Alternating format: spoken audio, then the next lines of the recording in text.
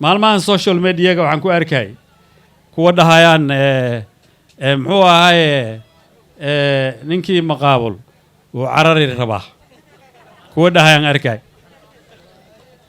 waxaan rabaa inaan u caday bridge-ka asaga waan gubnay bridge-kii lagu noqon lahaa